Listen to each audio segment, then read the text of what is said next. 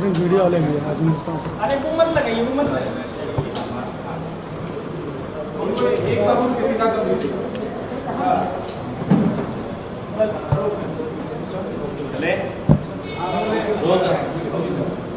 सीधा कर दीजिए। सभी पत्रकार बंधुओं को नमस्कार। आज कुछ महत्वपूर्ण विषयों पे आपसे वार्ता करनी है। लंबे समय से देश के लाखों कर्मचारी ओल्ड पेंशन स्कीम की मांग कर रहे थे,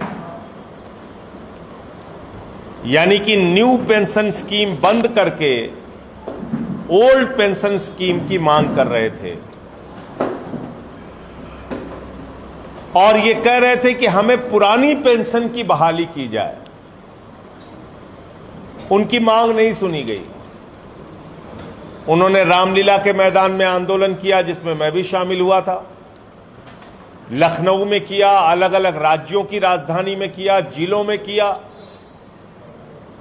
बहुत सारे धरना प्रदर्शन किए। और जब 4 राज्यों का चुनाव अभी आने वाला है, तो उसके ठीक पहले भारत की सरकार, आदरणीय नरेंद्र मोदी जी की सरकार यूपीएस लेके आई है।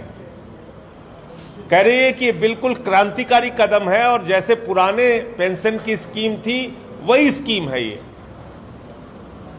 लेकिन इस यूपीएस की हकीकत आपके सामने मैं बताना चाहूंगा। पहली बात, ये यूपीएस का जो पेंशन जो स्कीम है, यूनिफाइड पेंशन स्कीम, एकीकृत पेंशन स्कीम जो है, एकीकृत पेंशन योजना, ये भारी संख्या में दलितों, पिछड़ों और आदिवासियों को पेंशन स्कीम से वंचित करेगी। नंबर 1, दलितों, पिछड़ों और आदिवासियों को पेंशन स्कीम से यूपीएस योजना वंचित करेगी। नंबर 1। नंबर 2, देश में लाखों की संख्या में काम करने वाले अर्धसैनिक बल जो अपना जान जोखिम में डालकर भारत माता की रक्षा करते हैं, भारत के संसद की रक्षा में अपने प्राणों की आहुति देते हैं, वो पैरामिलिट्री फोर्सेस के लोग, अर्धसैनिक बल के लोग इस पेंशन योजना से वंचित रह जाएंगे, पेंशन पाने से वंचित रह जाएंगे। नंबर 3, ये योजना कर्मचारी का पैसा लेकर कर्मचारी को पेंशन देने की योजना है। ये योजना, मूल बात जो इसकी है कि कर्मचारी का पैसा लेकर कर्मचारी को पेंशन देने की योजना है। इसमें सरकार कोई एहसान नहीं कर रही कर्मचारी के ऊपर, याद रखिएगा। कर्मचारी का पैसा लेकर कर्मचारी को पेंशन देने की योजना। अब मैं एक एक करके आपको बताना चाहता हूं। पहली बात, सरकारी नौकरियों में एससी, एसटी, ओबीसी को उम्र की छूट होती है,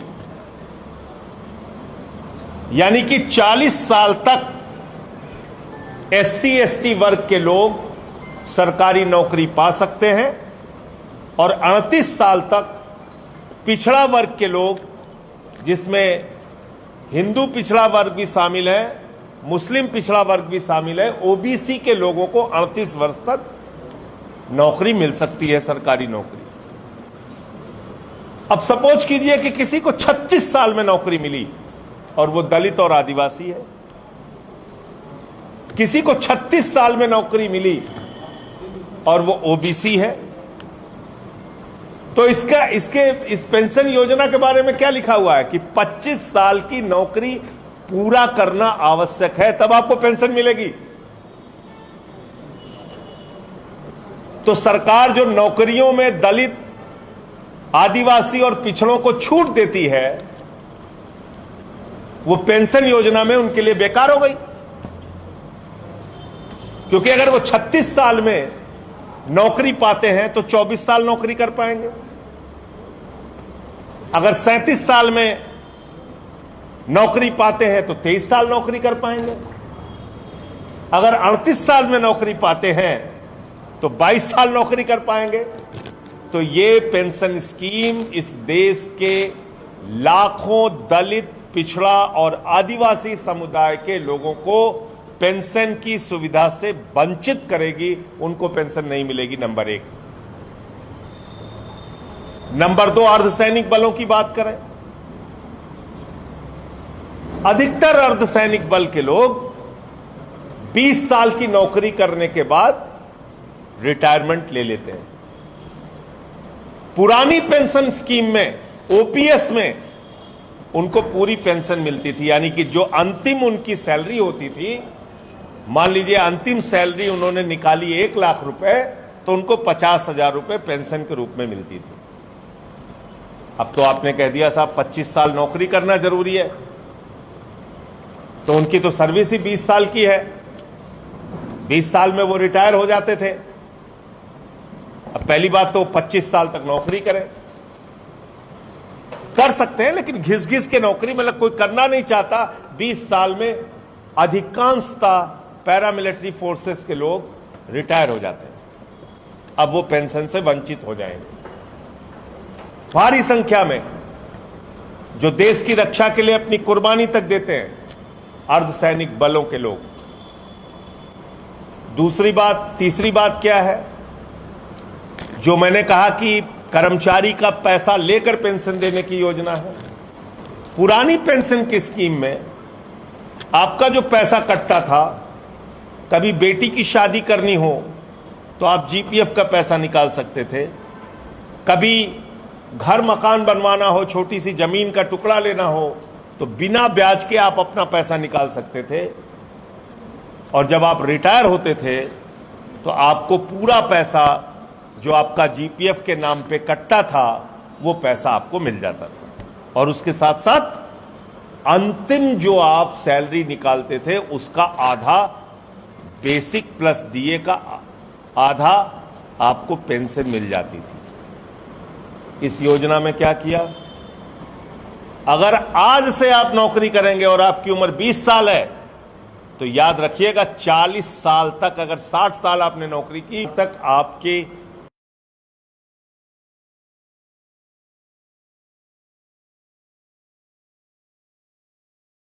40 साल तक, अगर 60 साल आपने नौकरी की, तक आपके नाम पे तो 25 साल कटौती होगी। और 20 साल नौकरी की तो 20 साल कटौती होगी। लेकिन जिसकी कटौती 25 साल तक होगी उसको तो पेंशन का लाभ मिलेगा, लेकिन जिसकी कटौती 20 साल होगी उसको पेंशन का लाभ नहीं मिलेगा। यह कौन सी योजना है भाई? आपने एक कर्मचारी का 20 साल तक पैसा काटा, या 24 साल 11 महीने तक आपने पैसा काटा 10%, लेकिन पेंशन योजना से, आपकी यूपीएस की योजना से वो वंचित रहेगा। क्यों? क्योंकि आपने इसमें शर्त लगा दी है 25 साल की नौकरी होना आवश्यक है।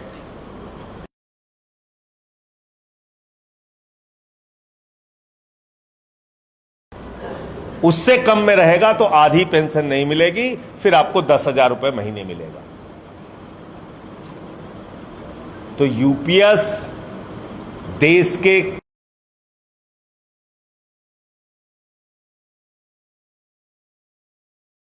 कर्मचारियों के साथ एक बहुत बड़ा धोखा है। यूपीएस एनपीएस से भी ज्यादा बदतर है, और यूपीएस कर्मचारी का पैसा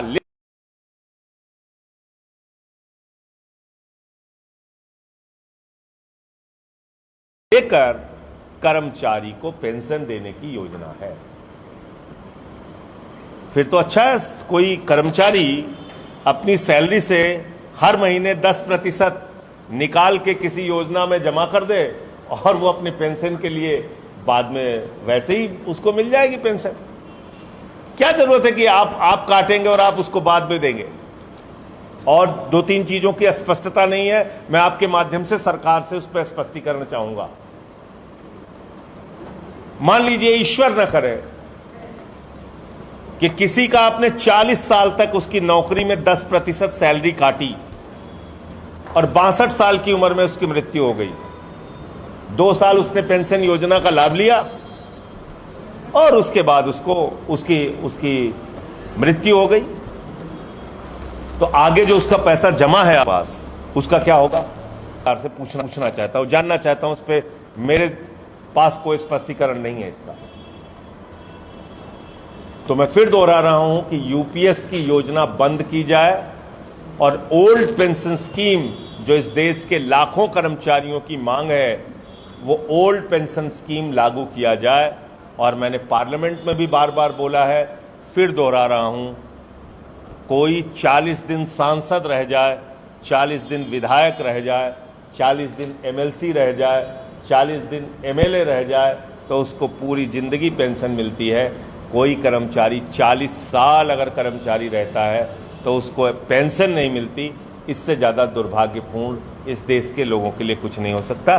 तो इसलिए ओल्ड पेंशन स्कीम के साथ आम आदमी पार्टी खड़ी है, कर्मचारियों के मांगों के साथ खड़ी है। आज विजय बंधु जी से भी मेरी बात हुई और आगे अगर वो अपनी लड़ाई को जारी रखेंगे तो हम लोग उनका साथ देंगे। और हमारी मांग अभी भी वही है कि ओल्ड पेंशन स्कीम लागू किया जाए, जिसमें आप दलितों को, पिछड़ों को, आदिवासियों को बगैर भेदभाव के पेंशन योजना का लाभ दें, जिसमें आप पैरामिलिट्री फोर्सेस को बगैर किसी भेदभाव के पेंशन का लाभ दें, जिसमें आप 20 साल की नौकरी करके रिटायरमेंट करने वाले को भी पेंशन का लाभ दें और अंतिम सैलरी का आधा पेंशन दें। क्योंकि आपने यूपीएस में लिखा हुआ है कि 12 महीने की जो अंतिम जो 12 महीने होंगे उस सैलरी का एवरेज निकालकर आप पेंशन देंगे।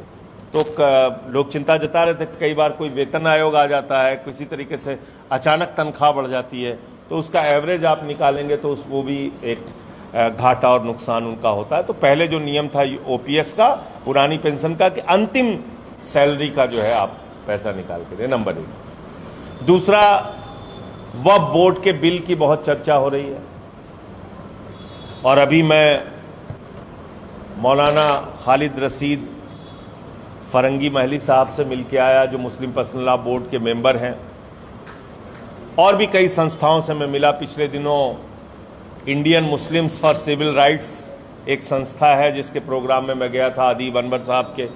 वहाँ भी बहुत सारे मुस्लिम इंटेलेक्चुअल्स और सिख कम्युनिटी के लोग, हिंदू कम्युनिटी के लोग, सब आए हुए थे उसमें। तो ये वक्फ बोर्ड का बिल क्यों लाया जा रहा है, क्या है इसके पीछे की मंशा? मैं जेपीसी का मेंबर भी हूं, जो पार्लियामेंट की कमेटी बनी है उसका सदस्य भी हूं, तो मेरी भी जिम्मेदारी है कि मैं इस बिल के बारे में समझूं। तो मैं गया, अभी आज उनसे मुलाकात की मैंने। तो इसमें 3-4 बड़ी भ्रांतियां फैलाई जा रही। क्या कहा जा रहा है? वक्फ बोर्ड किसी भी संपत्ति को अगर अपना कह दे तो वो संपत्ति उसकी हो जाएगी। ये कहां से निकाल के लाते हैं भाजपा वाले? कहां से पता चला भैया आपको? ये कैसी कैसी बातें करते हैं आप लोग। दूसरी बात क्या कह रहे हैं? कह रहे हैं हम इस वक्फ बोर्ड में महिला सदस्य को शामिल करेंगे। महिला सदस्य तो पहले से ही शामिल हैं, शामिल हो सकती हैं, कोई प्रतिबंध नहीं है उसमें। तीसरी बात क्या कह रहे हैं? कह रहे हैं वक्फ बोर्ड के पास 9 लाख एकड़ जमीन है, जबकि ये गलत फिगर है। मेरे ख्याल से 5,72,000 एकड़ जमीन उनके पास है। ये 9 लाख एकड़ का जमीन का फिगर आरएसएस की विश्वविद्यालय से निकला, व्हाट्सएप वाले, या बीजेपी के विश्वविद्यालय से निकला, मुझे नहीं पता। ये व्हाट्सएप यूनिवर्सिटी की उपज है।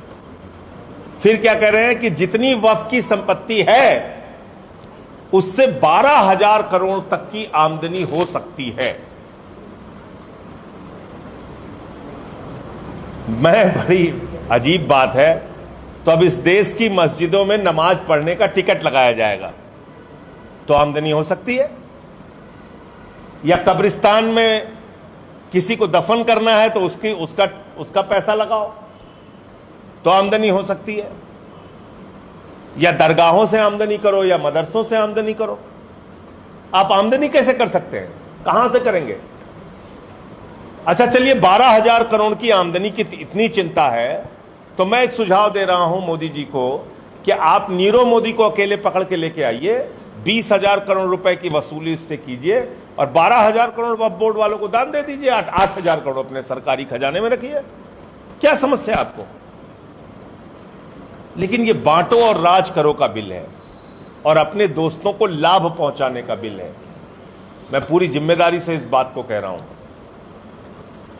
वक्फ की संपत्ति कैसे दान दी जाती है, मैं उसका एक छोटी से 2 लाइन की बात आपको बताता हूं। किसी व्यक्ति को अपनी संपत्ति वक्फ करनी है अगर, तो पहले सर्वे कमिश्नर जो सरकार का व्यक्ति होता है वो उसका सर्वे करता है, फिर 1 साल तक उस पर नो ऑब्जेक्शन मांगा जाता है, फिर 1 साल के बाद सरकार का, शासन का सेक्रेटरी जो सरकारी कर्मचारी है वो उसको नोटिफाई करता है एज ए वक्फ प्रॉपर्टी। ये तरीका है, इतना ट्रांसपेरेंट तरीका है। तो इसमें कहां से ये बात आ गई कि किसी को भी वक्फ संपत्ति घोषित की जा सकती है? फिर क्या कह रहे हैं? कह रहे हैं ट्रिब्यूनल के, वक्फ बोर्ड के ट्रिब्यूनल के फैसले को कहीं चैलेंज नहीं किया जा सकता। यह और भी हास्यास्पद बात है। वक्फ बोर्ड के ट्रिब्यूनल के फैसले को हाई कोर्ट में, सुप्रीम कोर्ट में कहीं भी चैलेंज किया जा सकता है और इसको लेकर कई फैसले भी आए हैं। तो ये दूसरी गलत बात है जो प्रचारित की जा रही है। तीसरी बात क्या कही जा रही है? सच्चर कमेटी ने ये कहा, सच्चर कमेटी ने ये कहा। सच्चर कमेटी की मैं रिपोर्ट आपको भेजूंगा। सच्चर कमेटी ने जो असल बात कही उसको हमारे कानून मंत्री जी ने नहीं बोला, हमारी सरकार ने नहीं बोला। सच्चर कमेटी ने कहा दिल्ली हो, राजस्थान हो, उत्तर प्रदेश हो, कई ऐसे राज्य हैं जहां पर की वक्फ की जमीनों पर सरकार ने कब्जा कर रखा है, उसको हटाया जाए। यह लिखा हुआ है सच्चर कमेटी की रिपोर्ट में, वो आप बोलते नहीं। और एक महत्वपूर्ण बात यह है, यह बाबा साहब के द्वारा लिखे गए भारतीय संविधान की धारा 26 के भी खिलाफ है। धारा 26 क्या कहती है? धारा 26 कहती है किसी भी धर्म के व्यक्ति को अपने उपासना पद्धति के हिसाब से पूजा पाठ इबादत करने की, प्रार्थना करने की पूरी छूट है। और दूसरा, वो कानून कहता है, भारत का वो संविधान का की धारा कहती है कि किसी भी व्यक्ति को अपनी धार्मिक संपत्ति के प्रबंधन की पूरी आजादी है और उसमें उसी धर्म के व्यक्ति होंगे, कोई दूसरा धर्म का व्यक्ति नहीं होगा। ये लिखा हुआ संविधान में हमारे। तो आप कह रहे हैं कि उसमें गैर मुस्लिम को हम शामिल करेंगे, तो ये भारत के संविधान की धारा 26 के भी खिलाफ है। फिर आप कह रहे हैं उसमें प्रैक्टिसिंग मुस्लिम होगा तब वो वक्फ कर सकता है। बड़ी मजेदार बात सुनिएगा। कह रहे हैं कि 5 साल तक कोई व्यक्ति मुस्लिम धर्म के रीति रिवाजों का पालन करेगा पहले, तभी वो दान कर सकता है।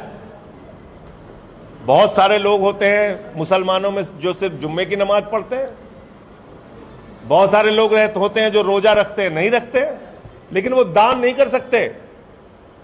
मोदी जी कह रहे हैं वक्फ नहीं कर सकता वो। और वक्फ के मूल कानून में क्या लिखा है कि मुस्लिम हो या गैर मुस्लिम कोई भी दान कर सकता है। तो दान कोई भी कर सकता है, लेकिन अब उसको परिवर्तित कर दिया कि नहीं साहब, वक्फ तो वही कर सकता है जो 5 साल का प्रैक्टिसिंग मुस्लिम हो। तो क्या मुसलमानों के घर में सीसीटीवी कैमरा लगाएंगे मोदी जी? चेक करेंगे कि वो नमाज पढ़ रहे हैं, नहीं पढ़ रहे हैं, प्रैक्टिसिंग मुस्लिम है कि नहीं है? तो कुल मिलाकर ये जो कानून आया है वक्फ बोर्ड संशोधन बिल, मैं देश के लोगों को आगाह करना चाहता हूं, सावधान हो जाइए। अगला नंबर गुरुद्वारों की जमीनों को कब्जा करने का है, चर्च की जमीनों को कब्जा करने का है, मंदिर की जमीनों को कब्जा करने का है, दलितों और आदिवासियों की जमीनों को कब्जा करने का है। क्योंकि किसानों की जमीनों को कब्जा करने का 3 काला कानून फेल हो गया, इसलिए वक्फ की जमीन कब्जा होने जा रही है। और अगला नंबर गुरुद्वारा, चर्च और मंदिर की जमीनों को कब्जा करने का है, उसके लिए भी कानून आएगा। मैं देश के लोगों को आगाह करना चाहता हूं, नंबर 1। और नंबर 2, भारतीय सेना की जमीन को, 13,000 एकड़ जमीन को अभी उठाकर अपने दोस्त अडानी और कुछ लोगों को अयोध्या में दे दिया गया, ये भी एक बहुत बड़ा सच है। तो ये जमीनों को कब्जा करने की योजना है। ये वक्फ बोर्ड का संशोधन बिल ये जमीनों को कब्जा करके दोस्तों को देने की योजना है, और जिसमें उनके सबसे चहेते दोस्त अडानी के लिए कुछ भी करेगा वाला फॉर्मूला लागू करेंगे। नंबर 1। अब अंतिम बात, मैं 69,000 शिक्षक भर्ती का जो मामला है उसको मैंने बार बार उठाया था, और वो बात सच निकल के आई। तब हमारी बात मानी नहीं गई कि उसमें आरक्षण के नियमों का उल्लंघन किया गया था और पिछड़ा वर्ग के लोगों के आरक्षण को छीना गया था। लगभग 18,000 से लेकर 22,000 तक की बात उस समय आ रही थी कि उनकी नौकरियां खाई गई। अब दोनों पक्ष आंदोलन कर रहे हैं, जो नौकरी से निकाले गए और जिनको नौकरी मिलनी चाहिए थी। सरकार इसका समाधान निकाले, और इसका समाधान निकालकर आरक्षण उसकी मूल भावना के अनुसार, उसके मूल स्वरूप में, उसके नियमों के अनुसार बगैर कोई हेर फेर किए लागू होना चाहिए। और जो शिक्षक भर्ती की बात है, 69,000 आपने किया है, बहुत सारे शिक्षकों के पोस्ट अभी भी खाली है, वो पूरी पोस्ट भरिए और सबको नौकरी दीजिए। ये एक बात हम कहना चाहते हैं। 2 दिन पहले बहुत ही आपत्तिजनक बयान भारतीय जनता पार्टी की सांसद कंगना रनावत जी ने दिया, और ये देश के अन्नदाताओं का अपमान है।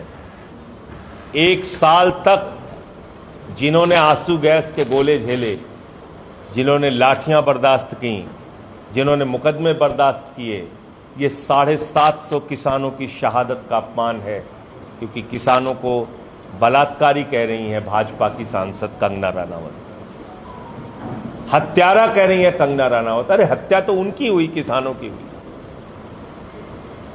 मैं समझता हूं भारतीय जनता पार्टी को देश के अन्नदाताओं के अपमान के लिए माफी मांगनी चाहिए।